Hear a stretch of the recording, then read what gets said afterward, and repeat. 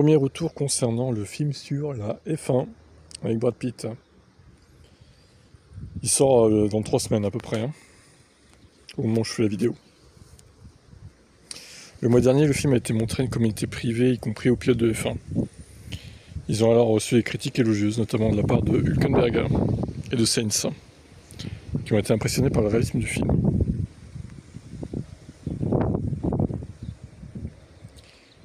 Alors, les critiques. Bon, elles ont l'air élogieuses, hein.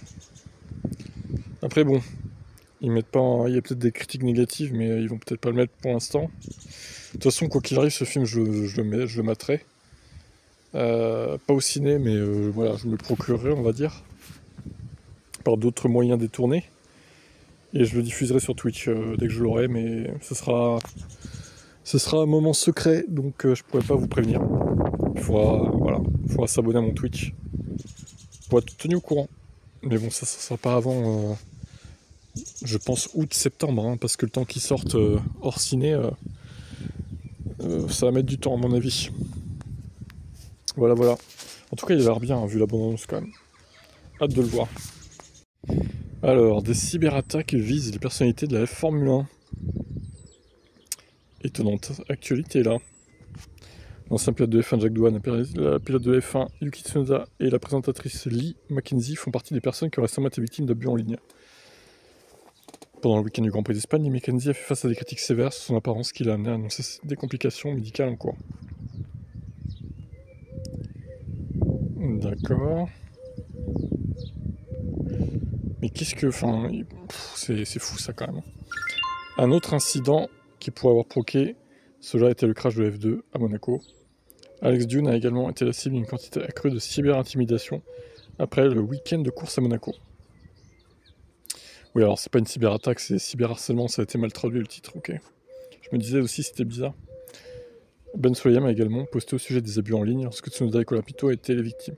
Putain, mais Tsunoda, je comprends pas comment il se fait insulter et tout. Il est gentil Tsunoda, pourquoi laissez-le tranquille le pauvre Yuki? Alors je sais qu'il a du mal, mais c'est pas une raison pour le harceler quoi. Au nom de nos équipes et pilotes, la F1, F2, F3 et FIA, à travers leur campagne unique contre les abus en ligne, condamnant fermement les abus et le harcèlement sous toutes ses formes. Nous continuerons à agir collectivement et à signaler les abus aux plateformes des réseaux sociaux. Que vous soyez un fan ou une partie du monde du sport auto, nous sommes tous mués par la passion. Au cœur de tout cela, il y a des humains. Nous exhortons tout le monde à rester respectueux envers les athlètes et leurs équipes. Oui, mais c'est bien beau de dire ça, mais encore une fois, ça ne changera rien. Très clairement. On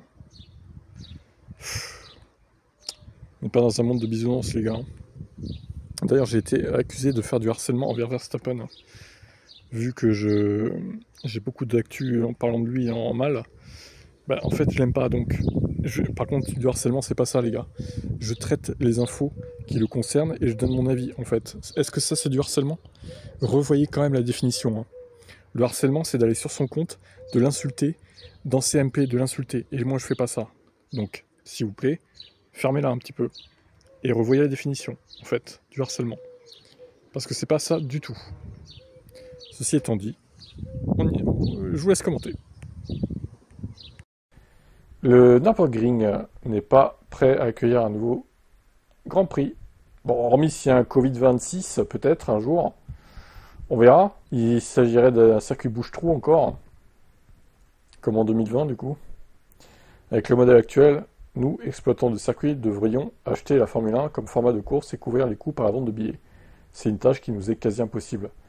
Tous les droits commerciaux appartiennent à la F1. De plus, l'infrastructure du circuit sera bloquée pendant environ 2 semaines pour le montage et le démontage et ne pourra être utilisée ni commercialisée à d'autres fins pendant cette période. Pour ces raisons, le projet ne nous convient pas en tant qu'entreprise privée. C'est dingue. Ils sont même pas sûrs de... Même avec l'arrivée d'Audi et tout, quoi. Ils sont pas sûrs, du coup, de vendre les billets, quoi. C'est fou. Apparemment, le contexte économique allemand n'est pas suffisant pour une course de Formule 1 en ce moment. Peut-être que les gens sont trop ancrés dans des structures anciennes. Les Anglais parviennent à faire des affaires avec la Formule 1. Quiconque souhaite organiser une course a en tête l'aspect commercial ou souhaite réaliser un transfert d'image mondiale. Peut-être qu'ils se disent que les gens vont pas forcément aller au Nürburgring parce qu'il y a déjà Spa à côté, il y a déjà Zandvoort qui est pas très loin non plus. Finalement, c'est vrai que c'est un peu la même zone, tout ça. Donc, ils se disent qu'ils rentreraient pas dans leurs frais. Pour moi, c'est un peu ça leur logique. Maintenant, bon, c'est dommage parce que c'est quand même un circuit historique, Nürburgring. Très bon circuit. En plus, il y a souvent la météo qui est fait des siennes. Il peut y avoir des averses et puis ça peut se calmer derrière. C'est un très bon circuit, je trouve. C'est dommage. Il mériterait de revenir au calendrier. En fait, il faudrait qu'il y ait une superstar allemande en tant que pilote, type Schumacher. Un Schumacher bis qui ramène tous les fans allemands quoi, sur la course. Mais je crois que les superstars allemandes, c'est pas avec Hülkenberg qu'ils vont rameuter tout le monde. Hein. Même s'il fait le boulot, hein, Hülkenberg, il n'y a pas de souci, mais la fanbase de Hülkenberg doit pas être très grande non plus. Quoi. Hein. L'homme aux heures au podium. Hein. Peut-être qu'un jour on le reverra, ce circuit, on verra. Allez, Bribri, le fameux Flavio, qui nous tacle un petit peu Colapinto. Si je disais que j'étais satisfait de lui, je mentirais. Ok, je ne veux pas entendre parler du nombre de courses disponibles. Ce qui compte, c'est la perfo. Si un pilote garantit la perfo, il obtient le baquet. Barcelone aurait dû être la course où il aurait dû donner des signaux. Nico Rosberg a ajouté qu'il ne voulait pas être à la place de Colapinto. Franco n'est pas dans les bonnes grâces de Briatore après cette course. Flavio est vraiment extrême et on finit dans l'oubli pour lui si on n'est pas performant mentalement. Le défi de Colapinto est très difficile à remporter. Tant qu'il ramène des sponsors Colapinto, ils vont le garder. Maintenant, s'il n'améliore pas et qu'il y a un moment donné, les sponsors ils disent bah stop en fait, ils le vireront, c'est sûr. Maintenant, qu'est-ce qu'ils peuvent mettre à la place? Peut-être faire revenir un ancien pilote, j'en sais rien, ou alors faire monter un autre. Paul Aron, un truc comme ça? Peut-être. Ou choper un autre pilote qui serait en F2, qui aurait des sponsors à donner aussi. Ou même faire monter Pérez, hein, peut-être le faire revenir en F1, ouais, avec les sponsors mexicains, là, peut-être, hein. C'est pas impossible, hein. Moi, je donne pas cher de la peau de Colapinto s'il progresse pas, en tout cas. À mon avis, avant la fin de avant la pause estivale, ils vont le virer. À voir. Valtteri Bottas se porte candidat pour un baquet chez Cadillac. On se doute, de toute façon, j'ai vraiment l'impression que j'en ai pas encore fini avec la F1, je suis assis ici dans le siège, pas par choix, j'ai encore beaucoup à donner. C'est toujours la chose la plus importante dans ma vie, ce sentiment maintenant que j'ai fait le point, c'est devenu de plus en plus fort, la course me manque vraiment. J'ai juste l'impression que, surtout ces 2 dernières années de ma carrière, c'était pas vraiment comme je le sais à la fin de l'année dernière, lors de certaines qualifications, de certaines courses, j'étais au meilleur de ma forme. Ouais, à Abu Dhabi, par contre, on se souvient du crash avec Magnussen, moyen, hein, ça, par contre, Valtteri. J'ai pas encore ressenti la baisse de forme, c'est pourquoi je veux continuer. Je pense pas qu'ils soient pressés chez Cadillac. Ils ont été occupés à essayer d'avoir une voiture sur la grille pour l'année prochaine. Je connais mon calendrier. Je veux savoir ce qui va se passer l'année prochaine et quels sont mes plans. Je pense qu'en août, plus ou moins, c'est une bonne date pour cela. Mais j'espère en savoir plus bientôt. Je pense qu'ils ont plusieurs pilotes sur leur liste. J'imagine que mon expérience pourrait les aider, car j'ai couru dans 3 équipes différentes, dont l'une a eu un énorme succès. Nous avons également obtenu beaucoup d'excellents résultats avec Williams. J'espère être en bonne position, je vois un projet très intéressant, quelque chose de nouveau en F1, une équipe américaine avec une vision différente du sport. Là, il est en train de faire sa petite lettre de motivation au passage.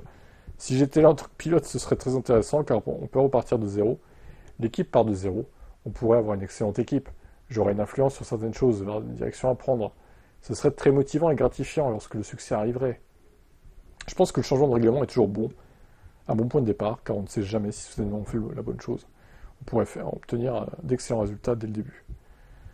Et B, quel plaidoyer. On verra s'ils le prennent ou pas, du coup. De toute façon, il est en concurrence avec les sponsors de Pérez et de Joe, je pense. Voilà, tout simplement. Ils sont à 3 pour un baquet. Et Mick Schumacher, je pense pas qu'il sera chez Cadillac, honnêtement, je vous le dis. Ça m'étonnerait. À voir.